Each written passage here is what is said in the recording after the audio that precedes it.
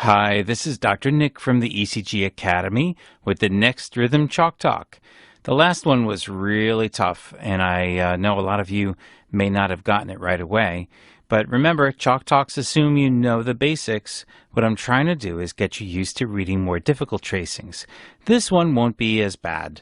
But don't forget, you can always log on to ecgacademy.com to watch a whole series of videos from basic to advanced.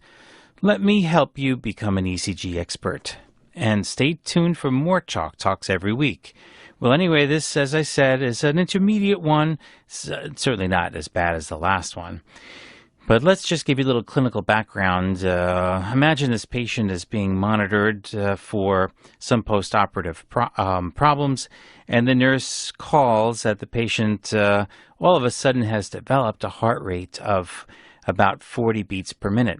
And you have to look at the EKG and figure out what's going on.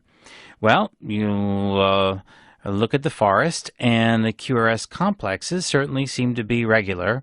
And if you measure the rate starting at this heavy line and count off 300, 150, 100, 75, 60, 50, it is 40 beats per minute or so. That's pretty accurate.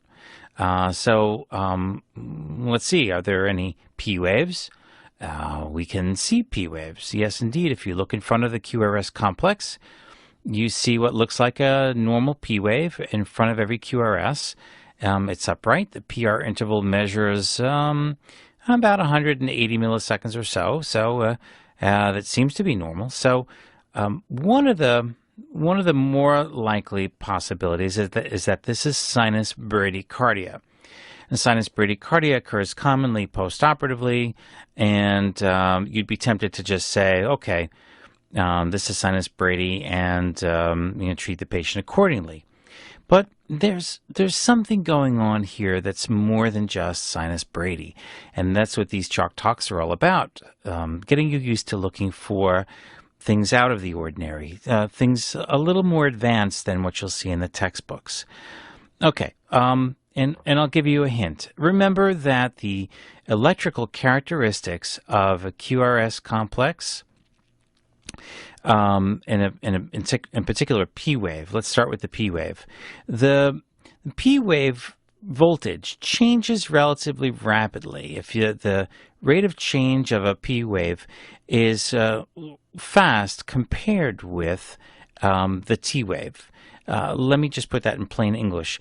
P waves look a little more spiky because in technical terms, the frequency content includes a lot of higher frequency components, whereas T waves tend to be lower frequency electrical signals with slower rates of change of voltage, so they're more smooth and gradually changing in voltage. All right, so that's a clue. When we go back to this EKG, we'll change color just to provide a little contrast. Here's the P wave and the QRS, and everything looks fairly normal. But when you look at the T wave, it's by no means smooth. These T waves are very bumpy. It looks like a camelback. And what you need to be able to recognize is that this is clearly a very abnormal looking T wave. And it looks abnormal because there is a P wave superimposed on top of the T wave. This P wave doesn't conduct, so there's no QRS following it. And so you think, oh, blocked P waves. Well, this must be AV block. No, that's not quite right. Because in order to be able to diagnose AV block, you need to be able to demonstrate that the P to P interval is regular. And if you take this P wave and you take the next P wave and you measure halfway in between, indeed there is nothing there.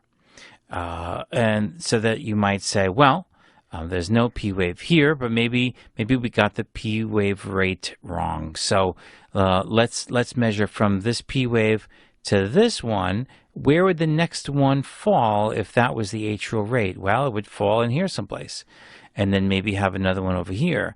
before you came to this P wave. So neither of those cases are true.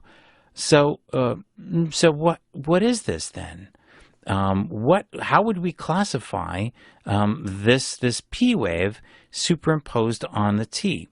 Well, it's not on time, it's early. So in basic terms, it's a premature atrial beat, or a premature atrial contraction, or a PAC, or an APC, whatever you want to call it.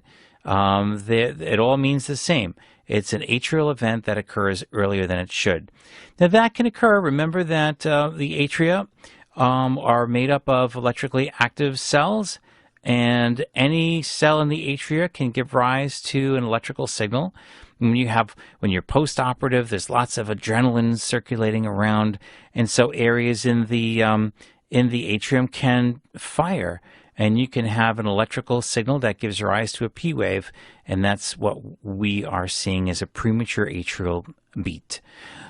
Well, but it didn't conduct. Why didn't it conduct? Well, remember that the AV node takes some time to recover from the previous beat. It has a certain refractory period. So after this beat conducts down the AV node, there's a certain period of time where the AV node is busy conducting that beat to the ventricle, and it takes a split second to recover. So when this P wave hits the AV node, it finds that the AV node is not capable of conducting the beat properly. And so the AV node fails to conduct the beat, and you get a P wave that blocks. Well, I don't like the word block because it implies that something is wrong, that the AV node didn't behave normally.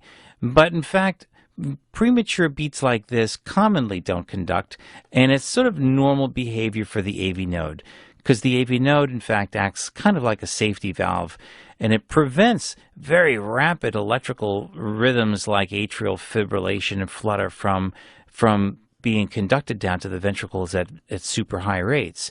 So the AV node's kind of like a funnel. Think of a funnel as a device where you can pour lots of water into the top of it, but only a certain amount is going to come out the bottom. So the AV node's like a filter or a funnel, and it filtered out this P wave because it was just too early. So then what do you make of this rhythm strip? Well, officially what we would call this is atrial bigeminy. Why? Because every other beat is premature. You've heard of ventricular bigeminy, where every other beat is a ventricular premature beat. Well, this is atrial bigeminy, where you have a normal beat and then a PAC, and then a little compensatory pause, and then a normal beat and a PAC, and another compensatory pause. So you have atrial bigeminy, but the PACs are blocked, or shall we say non-conducted. So what I like to call this strip non-conducted atrial bigeminy, and it's responsible for the fact that the ventricular rate suddenly went to 41 beats per minute.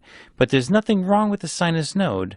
It happens to be the atrial myocardium that's the problem, because of all those post-operative hormones running around. You've got just a lot of atrial ectopy. And in the absence of symptoms, we generally would not treat this. In fact, some people would add an antiarrhythmic drug if it gets to be too slow, but that's really not necessary as long as the patient is hemodynamically stable. So it was an interesting strip. I hope you enjoyed that. These Chalk Talks, as I said, are designed to get you looking at things that you normally won't see in a textbook, and to get you comfortable with reading more difficult tracings. So I hope that helped. So remember to log on to ecgacademy.com so you too can become an ECG expert.